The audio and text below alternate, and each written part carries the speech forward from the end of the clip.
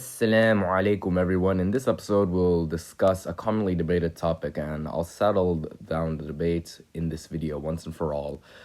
Disclaimer, I am not making this video to prove any kind of agenda, nor do I care about Turkish, Greek, Armenian, Kurdish, or any politics for that matter. I'm just here to debunk the misconception of Turkish people having little to no Turkish DNA. So the misconceptions where Turks are actually a population of Greco-Armenians who've been just Turkicized and have little to no Turkic admixture all originates from this study that has been weaponized by Greeks and Armenians online. It was created by Uğur. I'm not going to pronounce that name as I'm going to butcher the pronunciation. So anyways, what is really interesting about this study is that it claims to obtain a more representative sampling. They use Kyrgyz samples, which I think you have to have a really, really narrow-minded view of history and anthropology as a whole. If you think Kyrgyzs are anything close to the Turks that have arrived Anatolia, let alone West Asia, then I'm sorry, you have to go check a history book. That's just my opinion. And frankly, this is really dumb. This whole study is idiotic because look, 9% Central Asian. 9% Central Asian. And they've always weaponized it like, holy shit, look. Oh my God, 9% Central Asia. That's such a tragedy. Turks aren't Turks.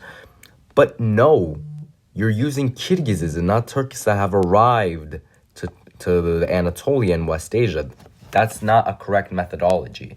So this study has been just used and weaponized by anti-Turkish people.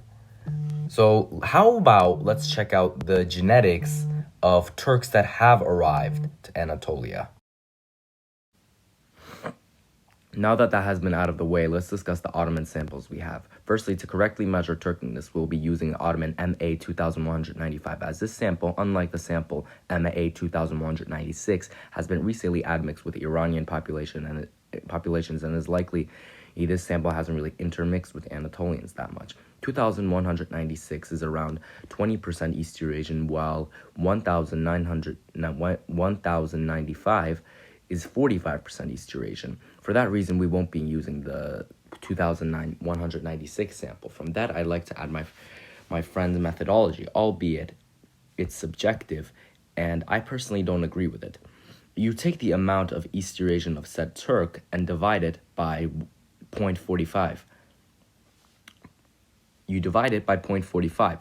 For that reason, if we take Mughal, for example, let's say 18% East Eurasian, you divide 18 by 0.45, you get 40.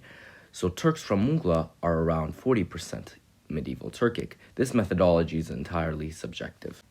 Here are some other samples of Turkish people who've already settled in the Aegean Anatolian regions from the 13 to 1700s. In this model, we're using 2195 as early Oghuz, several Byzantine samples, plus Georgian in-laws as a representative for the Pontic regions at the time, as Roman, and another Byzantine sample that is actually a Slavic outlier. Lastly, we used Ezids to measure the northwest Iranians at the time, as it's a good proxy to use. Now, if you think these are assimilated Greeks, then I'm sorry, but you're just biased. While my friend's methodology is subjective, what we know for a fact is how much admixture is shared between today's Anatolian and Balkan Turks and medieval Turks that have arrived to Anatolia and the Balkans, and not Kyrgyzs. The regions with the least amount of Turkic is Trabzon, Rize, and Bayburt. The more west you go, the higher the Turkicness rises. Not for the Balkans, however. So does this look like 9% Central Asian? Of course it doesn't. And one more thing. I haven't even claimed in the first place that Turks are 70% Turkic or whatever. That is pseudoscience. The point of this channel is to show nothing but the facts and truth. Lastly, as I said earlier, MA 2196 is a sample that has barely intermingled with the natives of Anatolia and has been mixed with Iranians at the time. So this sample can be considered an outlier because it's probably a Turkmen plus Iranian sample. Honestly, don't even know what to say. Frankly, I doubt you guys have enough attention spans to have reached the outro. If you did, I congratulate you.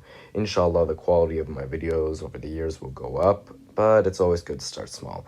Anyways, like and subscribe and comment because I need to get into the algorithm. Salamun alaikum.